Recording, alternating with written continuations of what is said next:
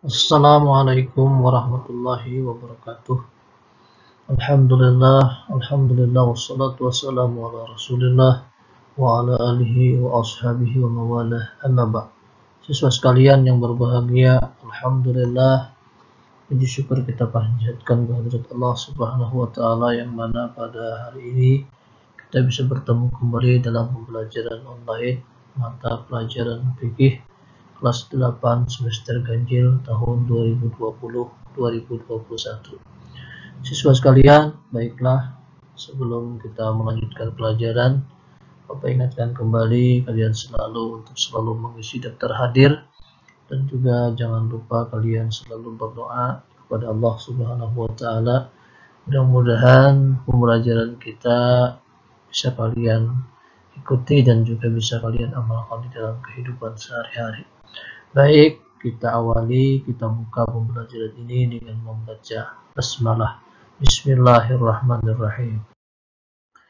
Siswa sekalian yang berbahagia, kita lanjutkan. Materi kita kali ini adalah berbicara tentang puasa najar. Puasa najar termasuk puasa yang diwajibkan oleh Allah Subhanahu wa taala. Nah, apa itu puasa najar? Puasa najar adalah najar secara bahasa berarti janji. Nah, jadi puasa najar adalah puasa yang disebabkan karena janji seseorang untuk mengerjakan puasa. Nah, jadi puasa najar adalah puasa janji ya untuk melaksanakan puasa. Jadi berjanji sesuatu, apabila terlaksana janjinya ya dia melaksanakan puasa. Nah, hukum puasa nazar adalah wajib. Jadi hukumnya adalah wajib dilaksanakan. Bila tidak dilaksanakan, berarti dia berdosa di hadapan Allah Subhanahu wa taala. Maka apabila tidak dilaksanakan, maka akan berdosa. Hal ini disebabkan firman Allah dalam Al-Quran dalam surah Al-Hajj ayat 29 yang berbunyi wal yufu nuzurahum, yang artinya hendaklah mereka menyempurnakan najar mereka. Al-Quran surah Al-Hajj ayat 29. Nah, jadi ya puasa nazar ini ya didasari atau dasarnya adalah Al-Quran surah Al-Hajj ayat 29. Sekalian yang berbahagia, baik, kita lanjutkan sebab terjadinya puasa najar. Apa saja sebabnya sehingga terjadi puasa najar itu? Yang pertama, puasa najar karena ada sebab. Nah, jadi orang melaksanakan puasa najar itu karena ada sebab sesuatu. Ya, yang pertama ya misalnya seseorang berjanji berpuasa najar apabila ia mendapat nilai ulangannya yang tinggi sesuai dengan janjinya. Misal, aku apabila pelajaran fikih mendapatkan setiap ulangan nilainya adalah 90, maka aku akan puasa najar. Nah, ketika dia mengikuti ulangan dari bab 1, bab 2, bab 3 dan seterusnya, ternyata nilainya adalah 90 ke atas, ya, maka dia wajib untuk melaksanakan puasa najar. Nah, puasa najar itu maksimal adalah 3 hari, minimal 1 hari. Nah, jadi maksimal 3 hari, minimal 1 hari dalam puasa najar. Baik, siswa sekalian yang berbahagia, hal ini ya didasarkan firman Allah Subhanahu wa taala ya dalam Al-Quran surah Al-Maidah ayat 89 yang berbunyi la yu'akhizukumullahu billaghwi fi aymanikum walakin yu'akhizukum bima aqadtuhumul ayman. Jadi artinya adalah Allah tidak menghukum kamu disebabkan sumpah-sumpahmu yang tidak dimaksudkan atau dimaksud untuk bersumpah, tetapi Dia menghukum kamu disebabkan sumpahmu sengaja atau sumpahmu sendiri. Nah, Al-Quran Surah Al-Maidah ayat 89.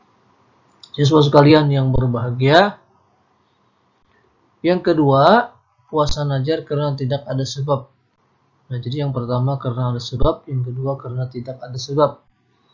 Nah, puasa najar karena tidak ada sebab, ini misalnya adalah saya bernajar akan puasa Senin Kamis. Nah, itu tidak ada sebab. Cuman bernajar ingin puasa, berhajat ingin puasa Senin Kamis. Maka apabila sampai Senin, ya wajib puasa. Bila sampai Kamis, ya wajib puasa. Karena itu adalah merupakan najar. Nah, najar itu ya terucap dari mulutnya, bukan terlintas dari hatinya. Nah, ya, itu perlu diperhatikan. Nah, di dalam puasa najar itu ada syarat-syarat ya yang harus dilaksanakan. Pertama, yang melaksanakannya mukallaf. Ya, mukallaf itu artinya orang yang sudah paham, ya, sudah mengerti akan hukum Islam, ya. Yang kedua, atas kemauan sendiri. Ya, atas kemauan sendiri, tidak dipaksa oleh orang lain. Nah, jadi ada dua sebabnya ya orang yang melaksanakan puasa najar itu. Ya, mukallaf, ya, syaratnya yang kedua adalah atas kemauan sendiri, tidak dipaksa orang lain. Kemudian yang ketiga, ya, sebab terjadinya puasa itu karena sengaja bernajar. Ya, bernajar sengaja. Aku kena misalnya, apabila ya tercapai hajatku ini dan itu, maka aku akan puasa. Ya, maka ini adalah merupakan najar yang wajib dia laksanakan. Kemudian yang keempat, tidak bernajar untuk hal-hal yang dilarang atau makruh atau mengandung maksiat. Nah, jadi kalau bernajar untuk kemaksiatan atau hal yang dilarang dalam agama, atau dalam agama itu misalnya makruh atau yang mengandung maksiat, maka tidak wajib dilaksanakan atau dia wajib mengurungkannya. Ya. Kemudian yang kelima, najar hanya tujuannya untuk taqarrub kepada Allah Subhanahu wa ta'ala. Jadi tujuan najar itu untuk mendekatkan diri kita kepada Allah Subhanahu wa ta'ala. Siswa sekalian yang berbahagia, baik. Nah, yang bagian B atau yang B-nya adalah puasa kafarat. Nah, apa itu puasa kafarat? Puasa kafarat itu ialah tebusan atau denda yang wajib dikerjakan oleh seseorang karena melakukan sesuatu pelanggaran aturan syariat agama. Nah, jadi yang dimaksud dengan kafarat itu adalah tebusan denda yang wajib ia kerjakan atau ia laksanakan. Karena apa? Karena melakukan suatu pelanggaran aturan agama. Nah, jadi puasa kafarat bisa diartikan adalah puasa yang dilakukan karena maksud untuk memenuhi denda atau tebusan. Maka puasa kafarat adalah puasa sebagai penebusan yang dikarenakan pelanggaran terhadap suatu hukum atau kelalaian dalam melaksanakan suatu kewajiban. Nah, jadi puasa kafarat itu bisa diartikan adalah puasa untuk tebusan karena pelanggaran terhadap suatu hukum. Nah, suatu hukum ya akibat kelalaian seseorang dalam kewajibannya. Nah, apa contohnya? Misalnya ya orang yang sedang berpuasa ya pada siang hari dilarang untuk melakukan hubungan suami istri walaupun adalah halal. Nah, apabila dia melakukannya ya pada siang hari, maka yang pertama puasanya batal, yang kedua dia wajib membayar puasa kafarat atau puasa bayar ya denda akibat melakukan sesuatu tadi. Dan ini ya melakukannya berturut-turut selama 2 bulan lamanya. Siswa sekalian yang berbahagia, nah sehingga ya seorang muslim atau seorang mukmin ya mengerjakan puasa kafarat itu bertujuan untuk penebusan kesalahannya di hadapan Allah Subhanahu wa taala agar dosanya melakukan kesalahan tadi diampuni oleh Allah Subhanahu wa taala. Nah, hukum melakukan puasa nazar adalah wajib. Jadi wajib dilaksanakan. Bila tidak dilaksanakan berarti dia berdosa di hadapan Allah Subhanahu wa taala. Baik siswa sekalian yang dimuliakan Allah, kemudian macam-macam puasa kafarat. Nah, apa saja? Yang pertama puasa kafarat dalam ibadah haji. Nah, jadi dalam ibadah haji itu ya ada yang namanya larangan. Nah, apabila larangan itu dilanggar, maka dia wajib ya bayar dam. Nah, apabila tidak mampu bayar dam, dia ya boleh berpuasa atau berpuasa kafarat sebagai ganti dam tadi. Nah, apa misalnya ya? Nah, di dalam ibadah haji itu misal larangan bagi laki-laki ya tidak boleh memakai ya kain yang berjahit ketika ya berihram. Tidak boleh menutup kepala. Tidak boleh memakai ya celana atau istilahnya pakaian dalam. Tidak boleh memakai sepatu. Tidak boleh memakai wangi-wangian. Nah, hal ini apabila dilakukan, maka baginya adalah wajib membayar dam. Ini ya dilaksanakan ya bagi semua ibadah haji. Baik ibadah haji yang disebut dengan haji tamattu, haji ifrad maupun haji qiran. Nah, tetapi bagi yang hajinya adalah haji tamattu dan haji qiran, ya walaupun dia tidak melakukan kesalahan, ya tidak melanggar larangan, dia wajib bayar dam. Ya, apa damnya? Yaitu menyembelih seekor kambing atau seekor domba.